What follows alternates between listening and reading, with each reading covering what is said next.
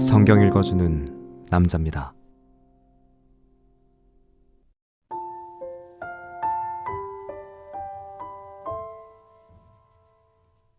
아브람의 99세 때 여호와께서 아브람에게 나타나서 그에게 이르시되 나는 전능한 하나님이라. 너는 내 앞에서 행하여 완전하라. 내가 내 언약을 나와 너 사이에 세워 너로 심히 번성케 하리라 하시니 아브람이 엎드린데 하나님이 또 그에게 일러 가라사대 내가 너와 내 언약을 세우니 너는 열국의 아비가 될지라. 이제 후로는 내 이름을 아브람이라 하지 아니하고 아브라함이라 하리니 이제 후로는 내 이름을 아브람이라 하지 아니하고 아브라함이라 하리니 이는 내가 너로 열국의 아비가 되게 함이니라. 내가 너로 심히 번성케 하리니 나라들이 내게로 쫓아 일어나며 열왕이 내게로 쫓아나리라. 내가 내 언약을 나와 너와 내 대대 후손의 사이에 세워서 영원한 언약을 삼고 너와 내 후손의 하나님이 되리라. 내가 너와 내 후손에게 너의 우거하는 이 땅 곧 가나안 일경으로 주어 영원한 기업이 되게 하고 나는 그들의 하나님이 되리라. 하나님이 또 아브라함에게 이르시되 그런즉 너는 내 언약을 지키고 내 후손도 대대로 지키라. 너희 중 남자는 다 할례를 받으라. 이것이 나와 너희와 너희 후손 사이에 지킬 내 언약이니라. 너희는 양피를 베어라. 이것이 나와 너희 사이에 언약의 표징이니라. 대대로 남자는 집에서 난 자나 혹 너희 자손이 아니요 이방 사람에게서 돈으로 산 자를 물혼하고 난지 8일 만에 할례를 받을 것이라. 너희 집에서 난 자든지 너희 돈으로 산 자든지 할례를 받아야 하리니 이에 내 언약이 너희 살에 있어 영원한 언약이 되려니와 할례를 받지 아니한 남자 곧 그 양피를 베지 아니한 자는 백성 중에서 끊어지리니 그가 내 언약을 배반하였음이니라. 하나님이 또 아브라함에게 이르시되 내 아내 사레는 이름을 사레라 하지 말고 그 이름을 사라라 하라. 내가 그에게 복을 주어 그로 내게 아들을 낳아주게 하며 내가 그에게 복을 주어 그로 열국의 어미가 되게 하리니 민족의 열왕이 그에게서 나리라. 아브라함이 엎드리어 웃으며 심중에 이르되 100세 된 사람이 어찌 자식을 낳을까? 사라는 90세니 어찌 생산하리요? 하고 아브라함이 이에 하나님께 고하되 이스마엘이나 하나님 앞에 살기를 원하나이다. 하나님이 가라사대 아니라 내 아내 사라가 정녕 내게 아들을 낳으리니 너는 그 이름을 이삭이라 하라.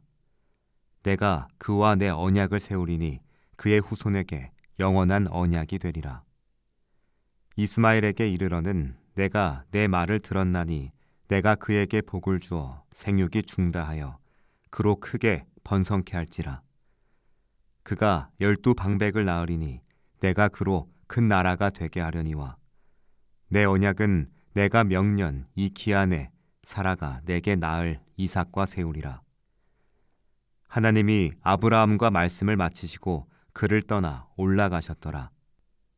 이에 아브라함이 하나님이 자기에게 말씀하신 대로 이날에 그 아들 이스마엘과 집에서 생장한 모든 자와 돈으로 산 모든 자 곧 아브라함의 집 사람 중 모든 남자를 데려다가 그 양피를 베었으니 아브라함이 그 양피를 벤 때는 99세이었고 그 아들 이스마엘이 그 양피를 벤 때는 13세였더라. 당일에 아브라함과 그 아들 이스마엘이 할례를 받았고 그 집의 모든 남자 곧 집에서 생장한 자와 돈으로 이방 사람에게 사온 자가 다 그와 함께 할례를 받았더라.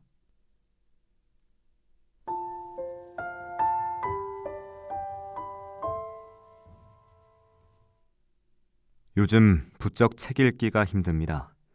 글자를 읽기 위해 안경을 치켜 올리고 맨 눈앞에 종이를 바짝 붙이며 종종 무력감을 느낍니다. 이렇게 조금씩 나이 먹고 약해져 갑니다. 우리는 이 약함을 느끼며 자주 무력감에 빠지죠. 무언가 새로 시작하기엔 터무니없이 늦어버린 나이.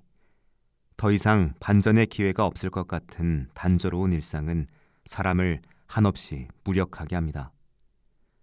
99세의 아브람도 그랬습니다. 하나님의 약속은 희미해져 가고 남은 인생은 그저 조용히 저물어갈 일만 남은 듯 보였죠. 그러나 끝처럼 보이는 자리에 하나님이 다시 나타나십니다. 하나님은 아브람과 사레에게 아브라함과 사라라는 새 이름을 주십니다. 원래 이름은 한 가문의 아버지와 어머니라는 뜻이었다면 새 이름은 많은 이들의 아버지와 어머니라는 뜻입니다. 사실 노부부에게 이름이 바뀐다는 건 어색하고도 낯선 일이죠. 이미 평생을 그 이름으로 살아왔고 이제는 신체 기력이 다해 이름의 뜻을 이룰 만한 힘도 남아있지 않기 때문입니다. 하지만 하나님은 그들의 노쇠함이나 지나온 시간과 상관없이 새로운 이름을 선언하십니다. 여기에는 그들이 자신을 바라보는 시선 대신 하나님이 그들을 보시는 시선이 담겨 있습니다. 더 이상 새로울 것 없는 일상 위로 하나님은 당신의 의지가 담긴 이름을 붙여주십니다. 새로운 이름을 주시며 하나님은 할례라는 독특한 의식을 제정하십니다. 할례는 하나님의 백성이 몸에 새겨야 할 영원한 언약의 표징이죠. 포로 생활을 하던 유대인들이 늘 보는 바빌로니아의 권력자들은 거대한 건축물이나 압도적인 군사력으로 자신을 과시했습니다. 하지만 하나님은 당신의 백성들에게 보이지 않는 은밀한 곳에, 그것도 살점을 베어내는 고통을 동반한 흔적을 남기라고 명령하시죠. 이건 제국의 화려한 문화에 동화되지 말라는 구별의 메시지입니다. 안락함에 젖어들 때마다 몸에 새겨진 흔적을 보며 나는 이 시스템의 부속품이 아니라 하나님의 소유다 라는 사실을 상기하란 뜻입니다. 흥미로운 건 이 할례가 아브라함 개인뿐만 아니라 집안의 모든 남자, 심지어 외국 사람에게서 돈을 주고 사온 종에게까지 확대된다는 점입니다. 유대인들보다 먼저 할례의식을 해왔던 이집트에선 사제와 귀족 등 특권 계층만이 할례를 받았습니다. 철저한 계급 사회에서 종과 주인은 결코 같은 질서에 속할 수 없었죠. 그러나 하나님의 언약 안에선 사회적 신분이 해체됩니다. 가장 낮은 신분의 사람들도 하나님의 언약 백성이라는 표시를 몸에 새깁니다. 하나님 나라는 인간이 만든 위계 질서를 무너뜨리고 모든 존재를 존엄히 대우하는 나라입니다. 오늘날 할례는 몸의 흔적을 넘어 마음의 할례로 이어집니다. 살을 베어내는 아픔이 육체에 각인되듯 마음의 할례는 시대의 가치관과 길들여진 자아를 깎아내는 고통을 수반합니다. 모두가 소유와 확장으로 자신의 존재를 증명하려 할 때 비움과 하나님의 소유됨을 고백하는 게 우리 마음에 새겨야 할 표징입니다. 쇠잔한 일상 속에서도 무력감과 냉소주의에 함몰되지 않을 수 있는 이유는 영혼 깊은 곳에 새겨진 이 거룩한 흔적 때문입니다. 내가 누구의 소유인지, 내 생의 주인이 누구인지를 잊지 않게 하는 영혼의 이정표가 나와 우리를 살리고 하나 되게 합니다. 우리는 99세의 아브람처럼 자신의 안개에 갇혀 절망할 때가 많습니다. 이제 와서 무얼 할 수 있겠느냐는 안팎의 소리가 우리를 위축시키죠. 그러나 하나님은 새 이름으로 우리를 부르시며 우리의 나이나 형편이 아니라 당신의 전능함에 기대라고 하십니다. 99세는 생물학적으로 마침표가 가까워 보이는 나이지만 하나님은 그 마침표를 쉼표로 바꾸시며 새로운 문장을 써내려 가십니다. 노안 탓에 안경을 고쳤어도 흐릿하게만 보이는 불확실성 앞에서 하나님은 우리가 소유한 능력이 아니라 언약을 이행하시는 당신을 보라고 말씀하십니다. 우리가 주님의 소유라서 참 다행입니다. 기도하겠습니다. 주님께서 붙여주신 새 이름과 거룩한 언약의 흔적을 긍지 삼아 무력감에 함몰되지 않게 하소서. 아멘.